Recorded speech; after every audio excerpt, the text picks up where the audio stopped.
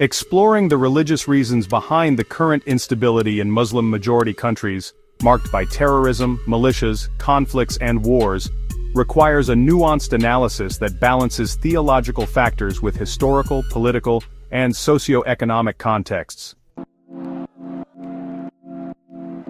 As of March 20, 2025, many Muslim countries indeed experience disproportionate levels of violence, with groups like ISIS, Al-Qaeda, Boko Haram and various militias driving unrest. While religion, particularly Islam, is often cited as a factor, it's critical to distinguish between Islam as a faith and its exploitation by actors for ideological, political or power-driven ends. Below, I'll delve into the religious dimensions.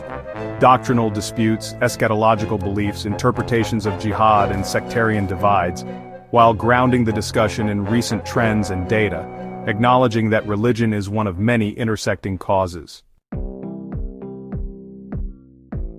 The schism between Sunni and Shia Muslims, originating in the 7th century over the succession of leadership after Prophet Muhammad's death, remains a potent religious driver of instability. Sunnis, who make up 85 to 90% of Muslims, follow the elected caliphs, while Shias, who constitute 10 to 15%, revere Ali, Muhammad's cousin, and his descendants as divinely appointed imams. This theological rift fuels modern conflicts, particularly in the Middle East. Syria, from 2011 to the present, has been embroiled in a devastating civil war. This conflict pits the Alawite-led Assad regime, backed by Shia Iran and Hezbollah, against predominantly Sunni rebels, including jihadist groups like Hayat Tahrir al-Sham. Sectarian rhetoric has only served to amplify the conflict, with Sunni extremists targeting Shias as apostates or takfir.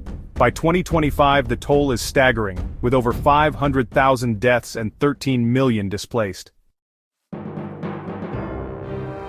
Iraq, from 2003 to the present, has faced intense post-Saddam power struggles between the Shia majority and the Sunni minority, giving rise to sectarian violence. ISIS, a Sunni extremist group, exploited this turmoil from 2014 to 2019, targeting Shias as heretics and killing thousands, such as in the Camp Speicher massacre, where 1,700 Shia cadets lost their lives. In retaliation, militias like the Shia Popular Mobilization Forces deepened the divide even further. Yemen, from 2014 to the present, sees the Houthi movement, which is Shia Zaidi, battling the Sunni-led government and the Saudi coalition. Iran's support for the Houthis versus Saudi Arabia's Sunni alignment frames this as a proxy war. By 2022, the conflict had resulted in 377,000 deaths according to UN estimates, with ongoing Houthi missile attacks continuing into 2025. Doctrinal purity. Sunni extremists such as Wahhabis and Salafis view Shia practices, like shrine veneration, as polytheistic or shirk, justifying violence. Shia militias, in turn, see Sunnis as usurpers of rightful leadership. Proxy dynamics. Iran, representing Shia interests, and Saudi Arabia, representing Sunni interests, leverage theology to expand their influence. They fund militias and amplify local grievances into regional wars. Jihad, meaning struggle, has two primary forms: the greater jihad, which is spiritual self-improvement, and the lesser jihad, which is the physical defense of Islam. Extremist groups reinterpret the latter as an offensive mandate, fueling terrorism and militancy. Terrorist groups Al-Qaeda and ISIS invoke jihad to justify global attacks.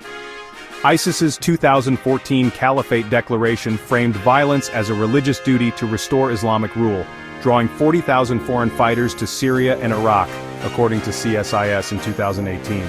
In 2025, affiliates like IS Khorasan in Afghanistan continue attacks, such as the 2024 Kandahar bombing.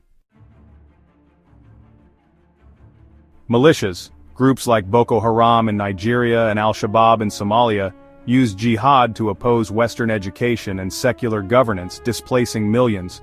For example, 2.9 million people in Nigeria were displaced by 2023, according to the UNHCR.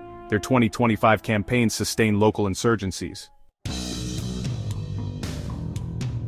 State responses. Muslim governments such as Egypt and Saudi Arabia counter with their own jihad narratives, branding extremists as deviants known as Khawarij. However, this often escalates internal conflicts.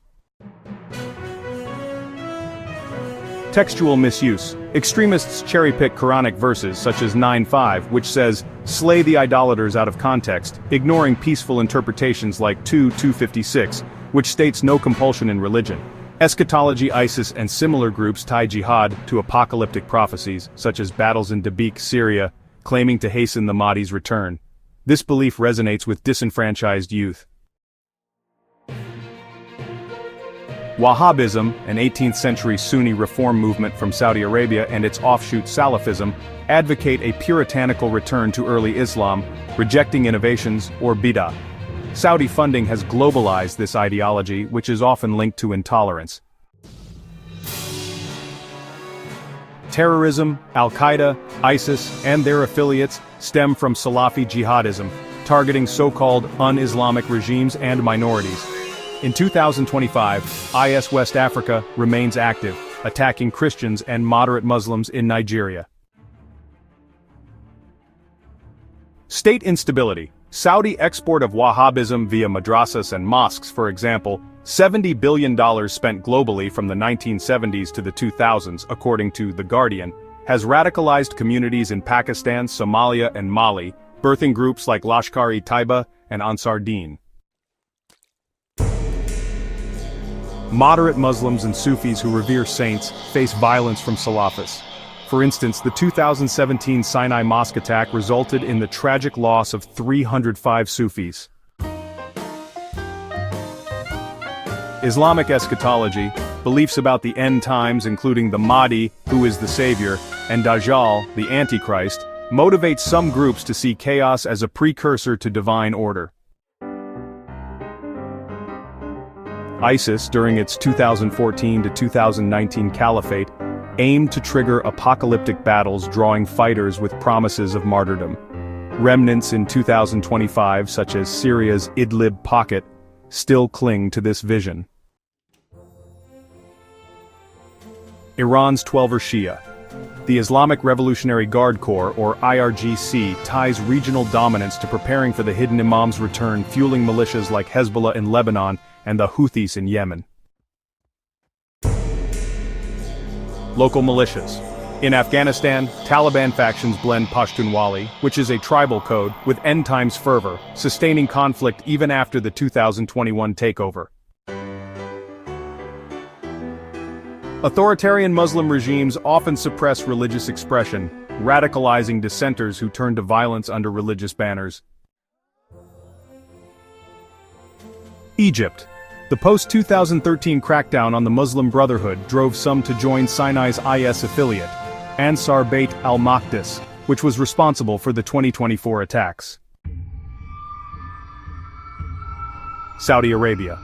Despite reforms, the past repression of Shia minorities in the eastern province fueled unrest, with echoes in the 2025 protests.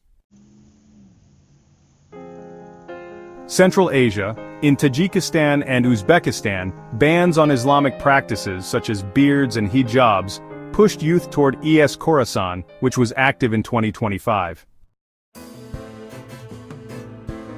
Per the Uppsala Conflict Data Program in 2023, 70% of global armed conflicts in 2022 involved Muslim-majority countries like Afghanistan, Mali, and Somalia. This trend continues into 2025 with new flare-ups, such as the clashes in Sudan's Darfur region. Per the Uppsala Conflict Data Program in 2023, 70% of global armed conflicts in 2022 involved Muslim-majority countries like Afghanistan, Mali, and Somalia. This trend continues into 2025 with new flare-ups, such as the clashes in Sudan's Darfur region. The Global Terrorism Database in 2023 notes that 83% of 2022 attacks occurred in Muslim countries, mostly involving Muslim-on-Muslim violence. For example, 90% of deaths in Iraq and Syria. In 2025, IS affiliates and lone wolves sustain this pattern. Militias. Over 100 active militias operate in Muslim states, for example, more than 40 in Syria, per Carter Center 2024. Many of these militias have religious ideologies, whether Sunni, Shia, or tribal Islamic hybrids. Not religion alone. Economic collapse, for instance, Yemen's 75% poverty rate as reported by the World Bank in 2024. Colonial legacies like the Sykes-Picot borders and foreign interventions, such as the US in Iraq and Russia in Syria, amplify instability. Religion often masks these root causes.